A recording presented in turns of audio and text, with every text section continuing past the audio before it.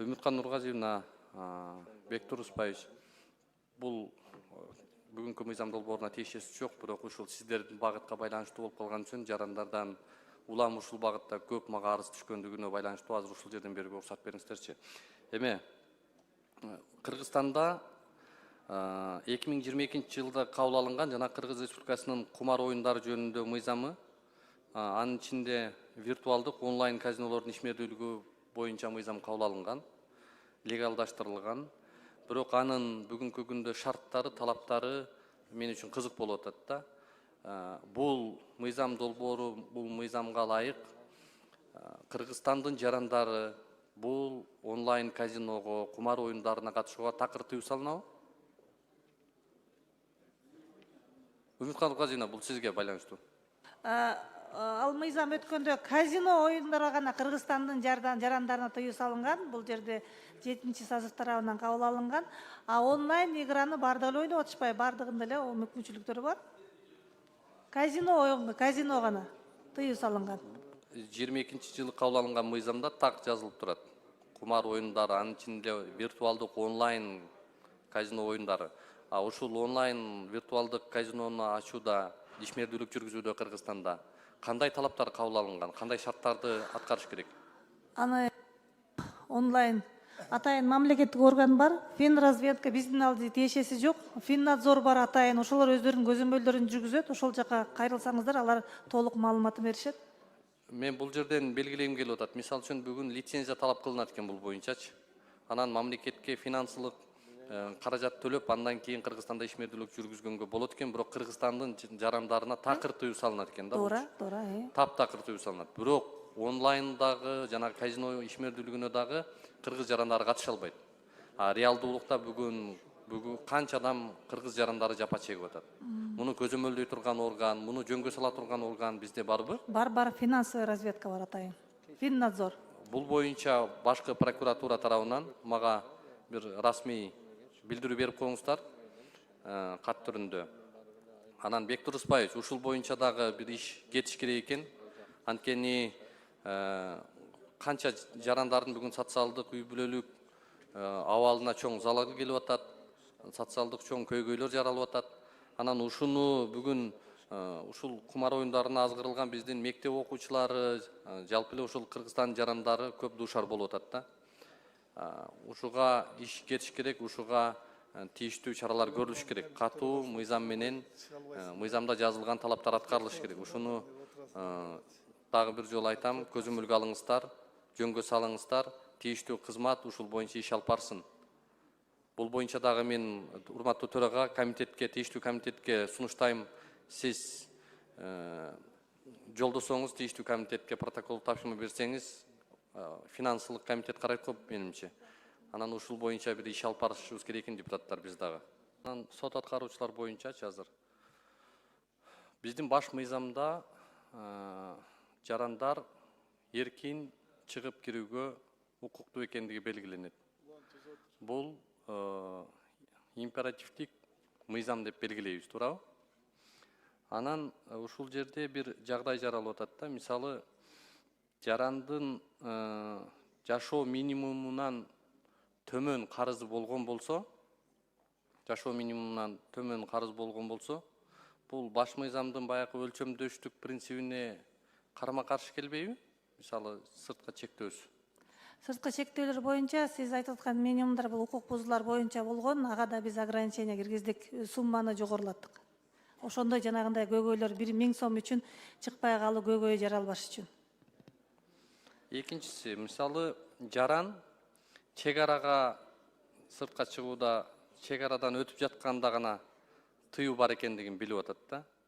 Анан бул мыйзамдын 32-35 беренелеринде көрсөтүлгөн алдын ала кабарлоо, угузуу деген талаптар бар да. Ушул талаптар канчалык деңгээлде сакталып аткандыгынан кабар берет бул көрүнүш? Азыр ушул жанагы бул эме бизге жаңы эле өттү да, биздин прокуратурага жаңы эле кызмат өткөрүлүп, ошол көйгөйлөрдүн баары сиз айткандын баарын изилдеп чыгып, автоматтык түрдө системаны киргизип жатабыз. Ошондо жана СМС оповещение менен телефон аркылуу чалуу, телефон аркылуу ар кандай СМСтер келтирүү, ошол жагдайлардын баарын чечип карап атабыз. Баардыгы каралат. Биз сиз айткан көйгөйлөр бул бир эле бүгүнкү көйгөй эмес, мурдагы созывда дагы ушул көйгөйлөр айтылып, чечкенге аракет кылып бергенбиз, бирок бул сот департаментине сот система тутумуна караштуу болгондуктан биз тараптан андай эме алгылыктуу чаралар көргөн эмес.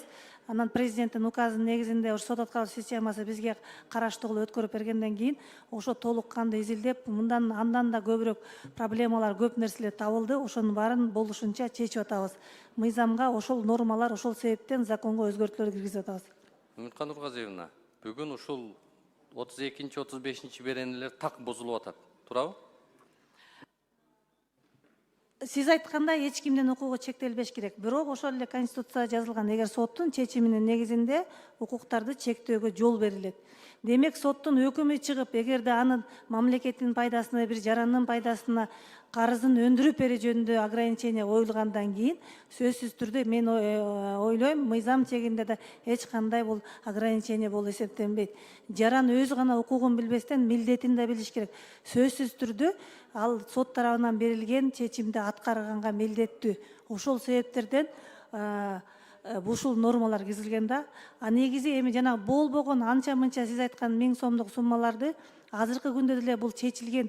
Эгерде ошол аэропорттун жанагы банк терминалдар аркылуу акчаларын төлөсө, аз суммаларды автомат 23 сааттын ичинде автоматтык түрдө чечкенге, ошол көйгөйлөр эми чечкенге бизде азыр мүмкүнчүлүктөр бар. 3 саат күтүш керек. Мен дагы кайталап тактап суроо берейин. Нургазиевна, бүгүн 32-35 беренелер бузулуп атабы? Эгерде сот, мен айтып атпайм, ошол Соттун чечими жок, азыр майда барат айыптар боюнча. Автоунаасынын айыбы бар мисалы. Ал билбейт, чек арага барганда билип атат. Сиздин штрафыңыз бар экен, өтө албайсыз деп атат. Бул мыйзам бузуубу? Ал деген ограничение да мыйзамында, сот аткарчылардын мыйзамында, ошол мурдагы азыркы күчүндөгү мыйзамда ошондой нормалар, уруксат берилген. Алар ограничение соттун чечиминин негизинде беришет. Сотко кайрылып, анан берип келген. Мен жана айтпадымбы? Конституцияда туура укугу чектелбеш керек. Бирок эгерде соттун чечими менен убактылуу чектөөлөргө ошол эле Конституцияда жазылган, соттун чечими менен чектөөлөргө мыйзам жол берет. Ушул карама каршылыкты жоюш керек. Болбогон нерсе үчүн, кичинекей айып үчүн бүгүн канча жарандарыбыз чет өлкөгө чыгып атканда кыйналып атат. Жана кичи ажылыкка барып атканда да ушул айыптар үчүн өтпөй калган көрүнүштөрдү угуп атабыз да. Анан эми ушул маселени карама каршылыкты жоюш керек, бул боюнча иш чыгыш керек. Дагы бир жагдай, мына банк боюнча. Мисалы, карызкор менен келишим кылып атканда банк сот аткаруучулар жөнүндө, чек ара кызматы жөнүндө такыр көрсөтүлгөн эмес. Карызкор сыртка чыгайын деп атса, чектөөлөрдү сот аткаруучулар менен чек ара кызматы коюп атат. Келишимде жок. Бул эки кишинин ортосундагы келишим. Анан ушул канчалык негиздүү бүгүн? Банк самостоятельный же сот аткаруучу өз алдынча эч кандай иш жүргүзө албайт. Демек, эгер банкта кандайдыр бир кредити карызы болсо, банк органдары сотко барып чечим чыгартып, андан өндүрүү жөнүндө, анан ошон үчүн чектөөлөргө жол берилет. Бул баш мыйзамга туура келеби? Баш мыйзамга туура келет. Анткени жазылган, соттун чечиминин негизинде чектөөлөргө жол берилет.